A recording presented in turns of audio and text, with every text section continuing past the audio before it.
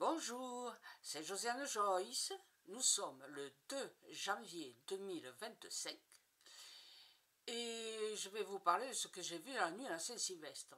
En fait, je me suis couchée à 11 h parce que avec la santé problématique, j'ai éprouvé une très grande fatigue et pour éviter de prendre la cortisone pour soulager cette grande fatigue qui pourrait durer quelques jours, et la cortisone qui me dilate, je me suis couchée assez tôt, malheureusement, vers les 11 h. Ça n'a pas empêché que quand même j'entende les feux d'artifice des voisins. Oui, on a des voisins qui, pour exprimer leur grande joie de passer en 2025, envoient des feux d'artifice et embêtent les gens du coin parce qu'il y a des gosses qui sont couchés plus tôt. Enfin bref, passons. Et alors, vous avez vu Nox Horribilis écrit dans la vignette. Nox veut dire nuit. Voilà, nuit horrible. Pour ne pas le transcrire en français. Enfin, pour le transcrire en français, je veux dire. Donc voilà ce que j'ai vu en me couchant, parce que, comme j'avais pris du café, eh bien, je ne me suis pas endormie tout de suite. Donc j'ai entendu les feux d'artifice, mais aussi j'ai vu des images. Et alors, comme vous vous en doutez, et vous le savez déjà, les voitures qui brûlent, les attaques à la personne, les attaques au commissariat, les émeutes dans les rues, et les gens qui fêtaient le nouvel an, qui s'embrassaient de partout et qui se serraient, avec des grosses bises, bonne année, bonne année, bonne année.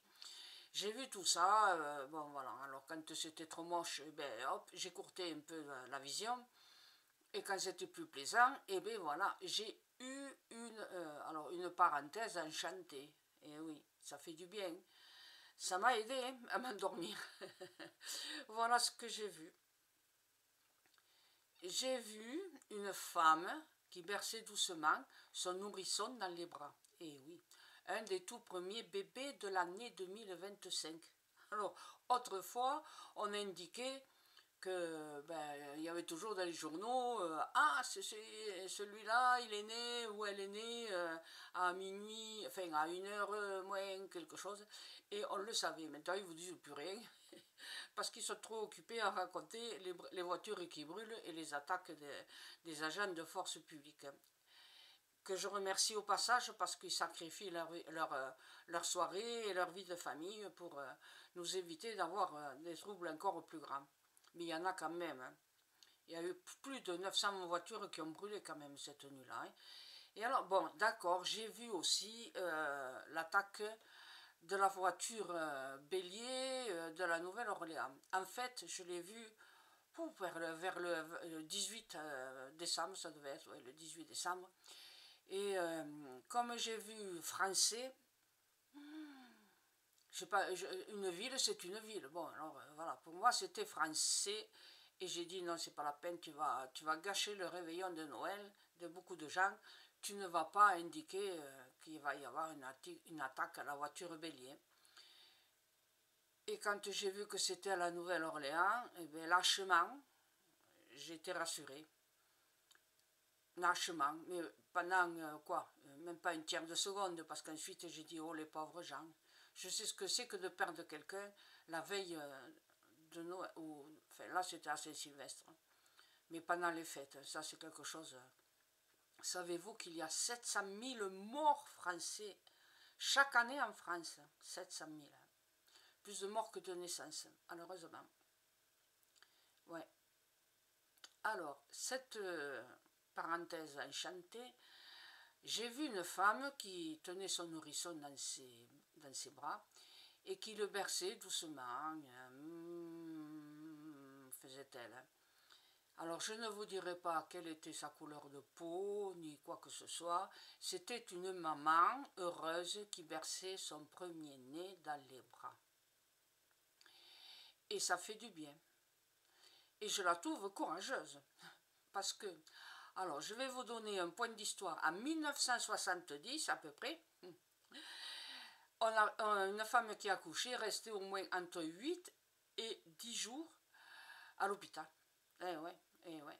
Et quand j'ai appris que certaines femmes restaient que 3 ou 4 jours dans les cliniques ou les hôpitaux, maintenant, tout ça parce que ben, il faut éviter de dépenser de l'argent à la sécurité sociale, et puis alors il n'y a personne, il n'y a pas assez de sages-femmes, il n'y a pas assez de médecins, il n'y a pas assez d'infirmières, et voilà, vous le savez, Chéribibi détruit la France petit à petit, donc je ne vais pas m'étaler encore. Mais enfin quand même, cette petite parenthèse, oui, oui, 1970, bah oui, c'est là que je viens de prendre conscience que bah, je fais partie de l'histoire de France. Et oui, c'était il y a 54, 55 ans à peu près. Je fais partie de l'histoire de France. Et vous aussi, il n'y a pas que moi.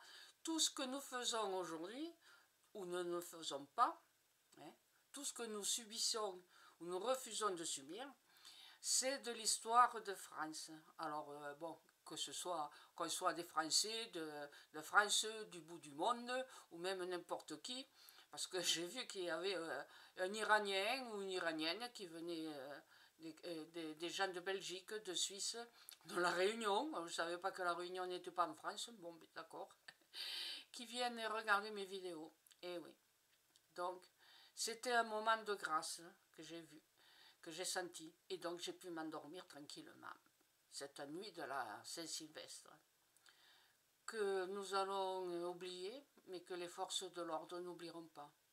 Voilà ce que je voulais dire.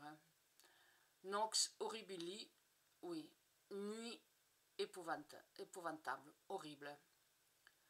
À bientôt, merci d'être venu. Au revoir.